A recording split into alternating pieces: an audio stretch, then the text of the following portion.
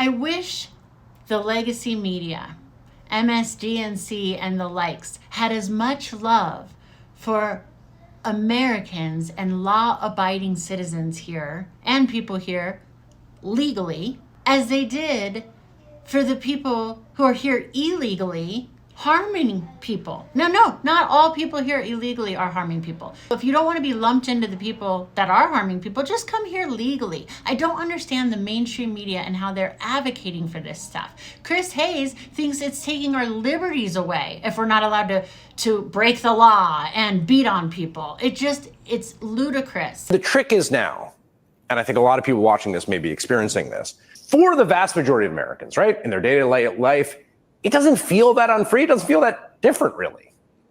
And what the Trump administration is banking on is they can take advantage of that sense of normalcy to take away all our liberties. And that is why the fate of Kilmar Abrego Garcia matters to all of us. This is where Chris and the mainstream media has it totally wrong, because the vast majority of Americans voted for Donald Trump.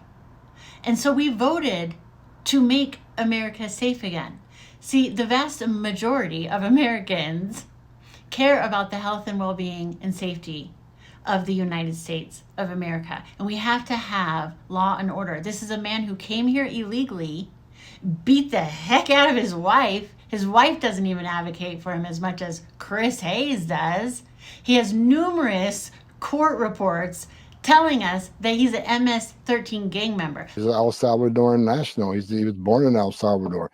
El Salvador has him in custody, and El Salvador decide what happened to him. I mean, again, the El Salvadoran president made it clear he's not going to release him. So again, I'm going to go back. DOJ, they can fight this out in the courts. As I'm not a part of that. I'm not an attorney. I'm not a prosecutor. So we'll let the courts, decide what the next steps will be. 2 different federal judges said he's an MS-13 member. A police department said he's an MS-13 member. ICE data shows he's an MS-13 member. El Salvador says he's an MS-13 member. As you know, MS-13 been designated terrorist. And I know this is a sensitive question, but I have to ask it. You did take out a temporary order of protection against your husband in 2021. Were you in fear of your husband? Husband is alive.